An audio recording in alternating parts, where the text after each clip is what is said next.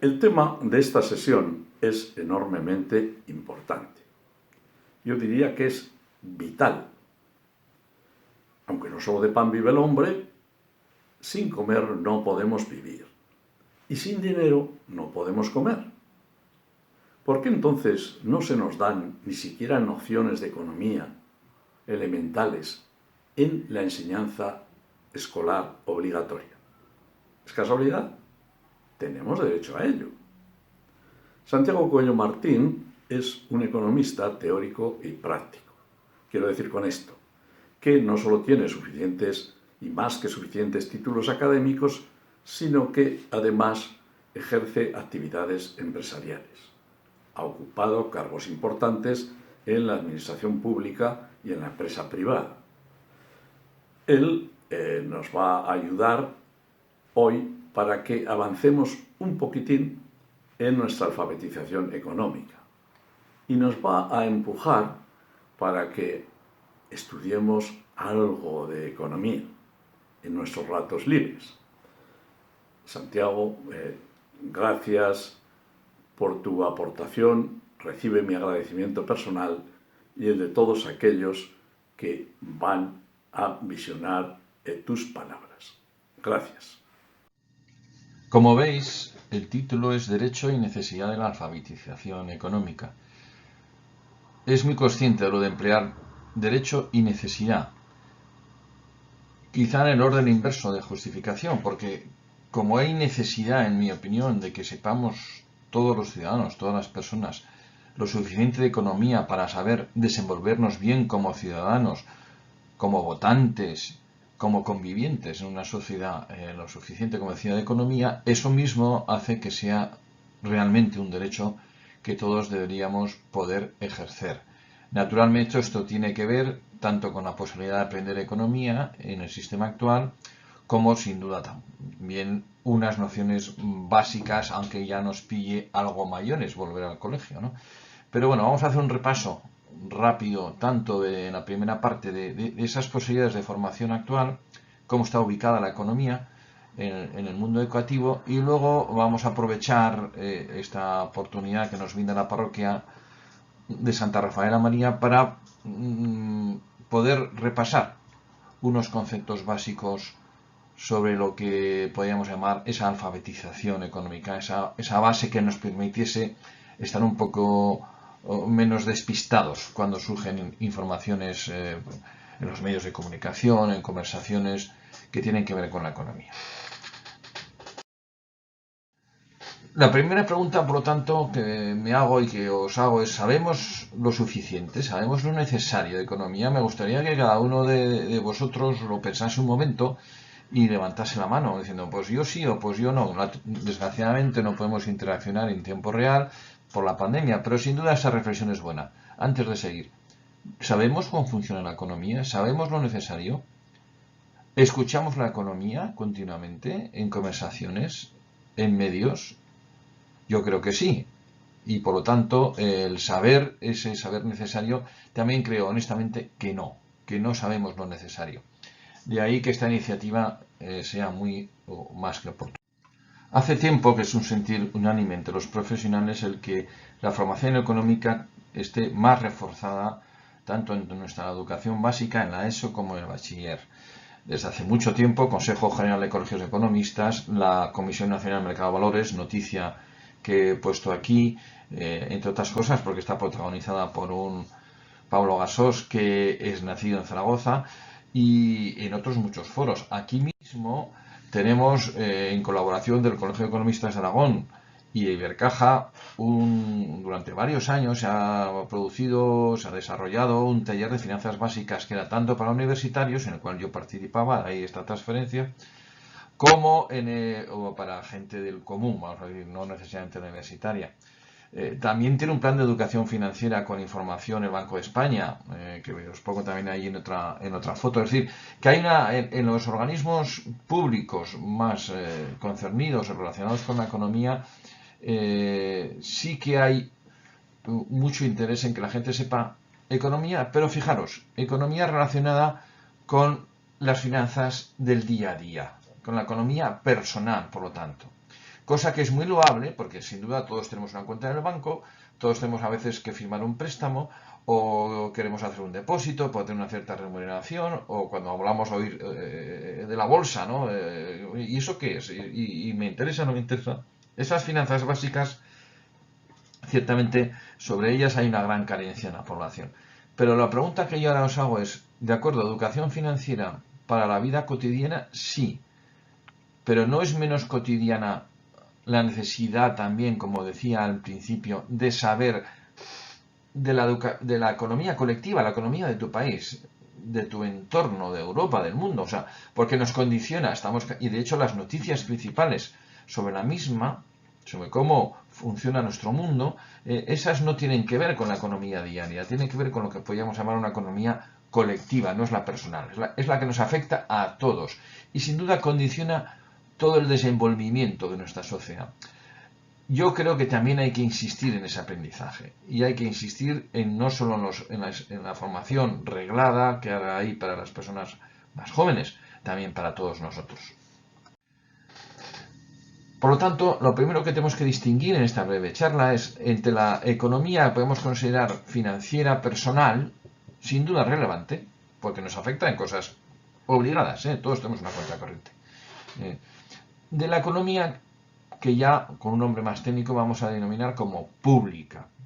Aquí en esta transparencia se puede ver cómo FUNCAS, que es la Fundación de las Cajas de Ahorros, un centro de investigación, difusión y formación sin duda de un gran prestigio y absolutamente independiente de cualquier tendencia.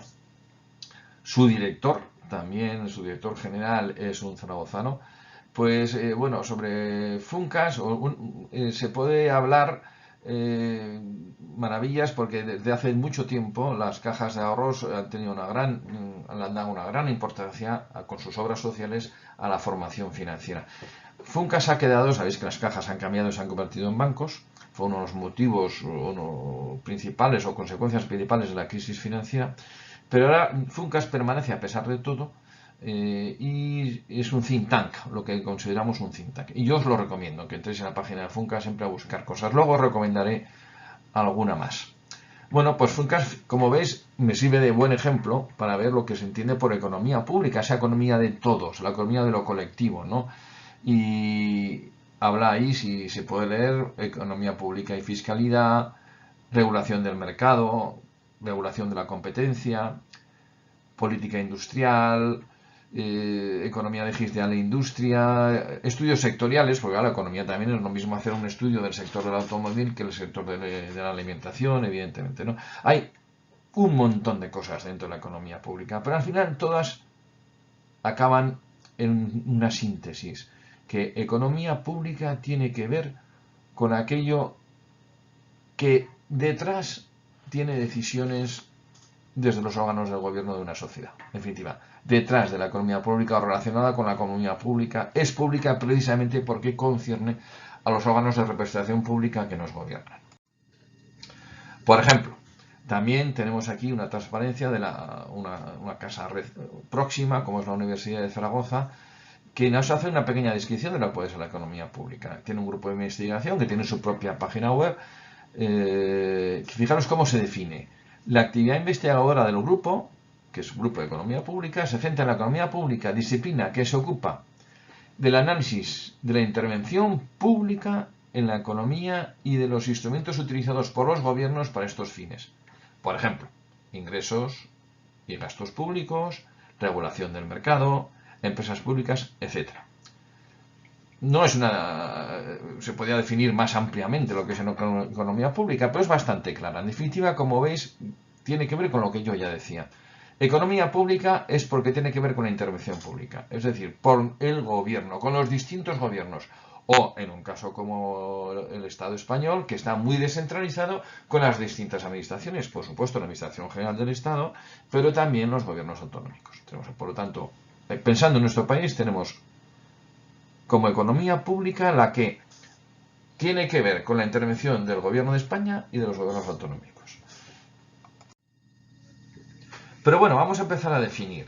Una vez hechas estas introducciones sobre donde voy a centrarme, que es más en la economía pública, bueno, pero economía que es el nombre sin apellido, sea pública o no.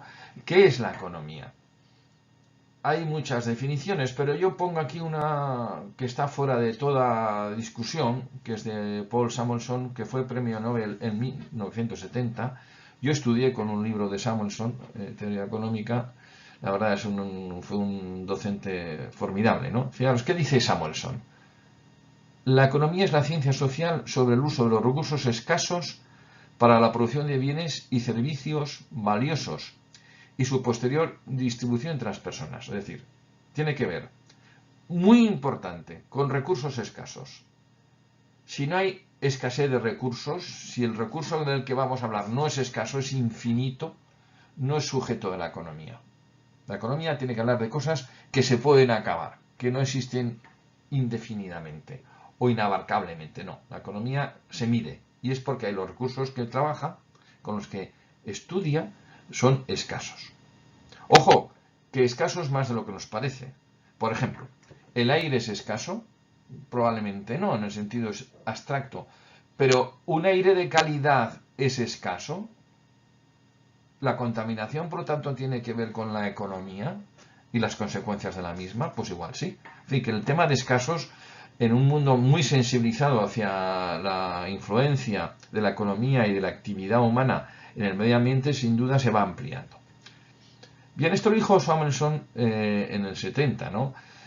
Y no solo habla de la producción de bienes, que es de esos recursos humanos escasos, cómo los empleamos para producir, sino luego cómo se distribuye entre la gente. Claro, de nada sirve producir si luego no lo repartimos bien. Otro premio Nobel, Paul Krugman, más reciente, este fue premio Nobel en el 2008, y también en España le conferimos nuestro premio más distinguido, que es el Príncipe de Asturias, en el 2004, define la economía como el estudio del sistema que coordina las actividades de producción y distribución de bienes y servicios que la sociedad demanda. Fijaros que hace énfasis, igual que Samuelson, en la producción y distribución. Lo que pasa es que en vez de hablar de recursos escasos, habla de los servicios y productos o bienes que la sociedad demanda. Es un concepto un poco más moderno. Pero sin duda no es contradictorio o no se pegan especialmente una definición y otra. Por lo tanto, como ya he aclarado al principio de esta intervención, podemos hablar de las economías. Hay muchas economías en realidad, pero básicamente dos grandes bloques. La economía doméstica, que es la de los individuos en tanto nosotros necesitamos para nuestra vida cotidiana, y la de la sociedad en su conjunto, que hemos dado en llamar economía política o economía del sector público. En fin, hay varios nombres, pero todos tienen que ver, lógicamente, con la intervención del gobierno. Pero una cosa muy singular que yo quiero recalcar siempre, ya no estudiamos el griego, yo de hecho no estudié, ya soy algo mayor, estudié latín, pero economía viene del griego y significa la ley de la casa. Economía viene de oikos, eco, actualmente en castellano, oikos, que es casa, y nomos, que es la ley de la casa. Fijaros que con el prefijo eco o oikos hay otras acepciones, hay otras disciplinas, como la ecología, ¿no?, que es el tratado, logos, de la casa. O sea, el griego sigue estando presente en muchas cosas. Por supuesto, aquí casa es en el sentido amplio, es la casa de todos, no es la casa solo de uno, es la casa de todos.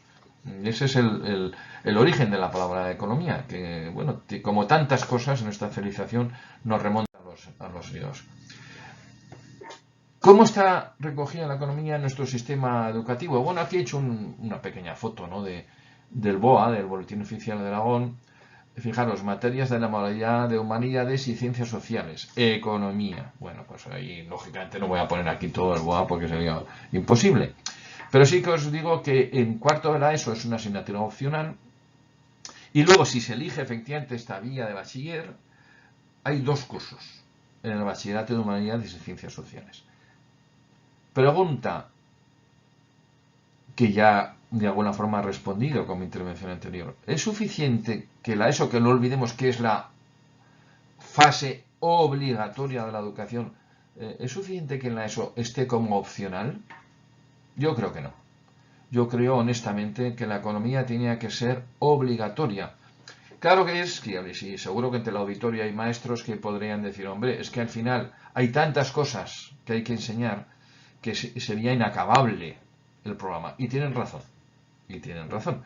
Pero bueno, no es menos cierto que hay que tomar una decisión y que la economía, como formación sustancial básica del ser humano, para desenvolverse tanto en su vida cotidiana, en la economía personal, como ciudadano que vota y que oye a políticos decir cosas, que es la economía pública o política, pues eso realmente creo que es fundamental. No voy a decir ahora, porque no soy experto en educación, si con un curso sería suficiente, si el bachillerato de humanidades y ciencias sociales debería tener más refuerzo de esta disciplina, pero desde luego que estamos un poco escasos de formación económica, creo que no tiene ninguna duda. Por ejemplo, de las familias que me estáis escuchando, y si habéis tenido o tenéis hijos que hayan hecho este tipo de bachillerato, os pregunto, si habláis con vuestros hijos, ¿los notáis suficientemente conocedores de la disciplina económica para hablar de una noticia que ha surgido en prensa, en televisión o en radio? Esa es la pregunta que dejo ahí en el ambiente, para de alguna forma avalar lo que yo creo que es esa afirmación, ¿no?, de que andamos un poco escasos de formación. También tenemos que mirarlo desde el otro lado.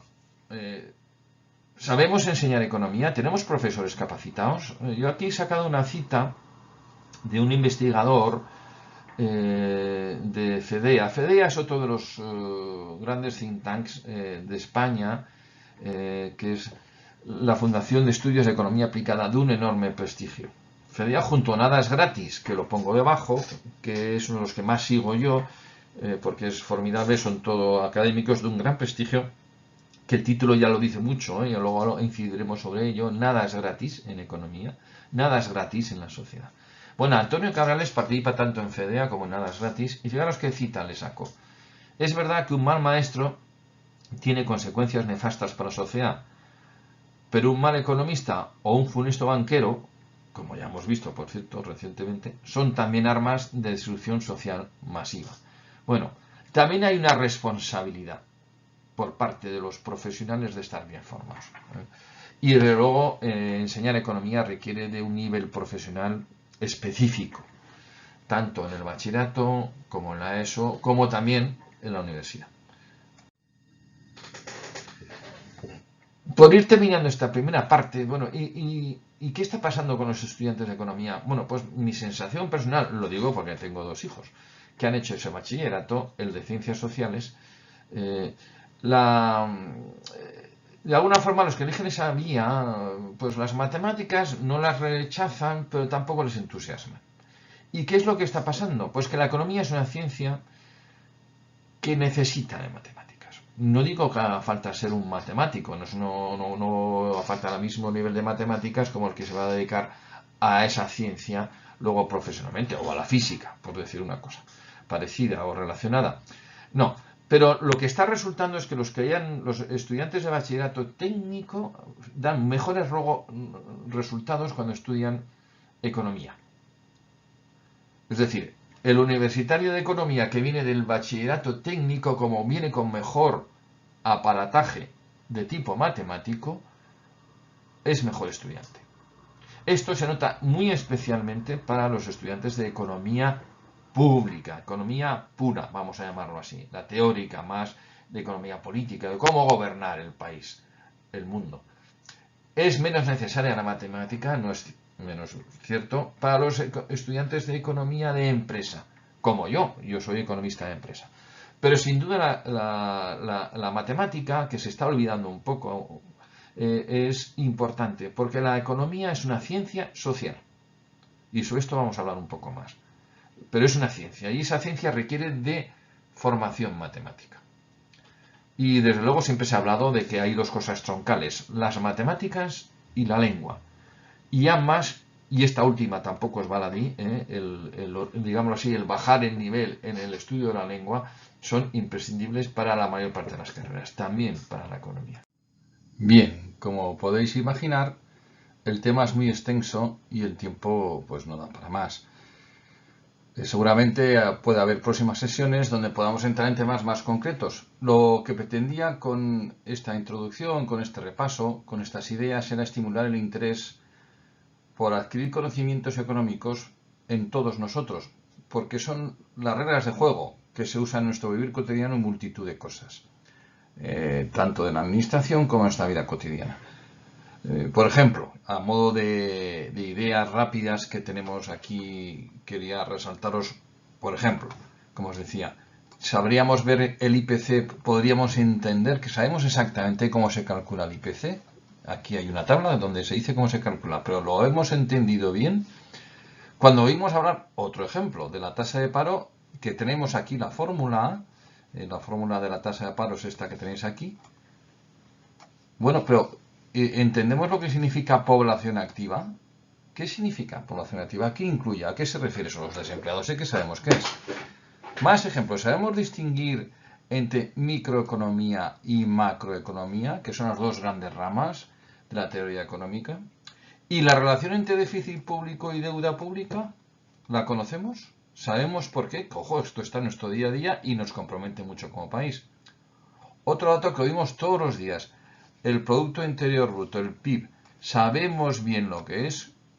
¿Sabemos cómo se calcula? ¿Cómo se debe entender? Más preguntas. ¿Cómo funciona el Banco Central Europeo? ¿En qué y cómo influye en nuestra vida? Porque el Banco Central Europeo es algo fundamental ya en la vida de Europa y por lo tanto en la vida de España, a la cual le hemos cedido muchas de nuestra soberanía. Y por último, como modo de ejemplo nuevamente, bueno, cuando vemos, por ejemplo, esto sale de una noticia de prensa, ¿no? Fijaros, las dos caras de la política fiscal para pagar la factura del coronavirus. Bueno, ¿y qué significa política fiscal? ¿Qué se debe entender? Ya os lo anticipo, por abrir un melón. Ingresos y gastos públicos. Y los ingresos públicos, la mayor parte de ellos son los tributos. ¿Cómo deben ser los impuestos? ¿Entendemos bien la diferencia entre un impuesto directo, uno indirecto? ¿Son buenos, son malos? ¿Qué repercusiones pueden tener en la economía? Aparte de nuestro bolsillo, evidentemente. Como veis, hay multitud de temas concretos. Yo lo que os tengo que dar ahora es las gracias por vuestra atención y esperar que sigamos en contacto.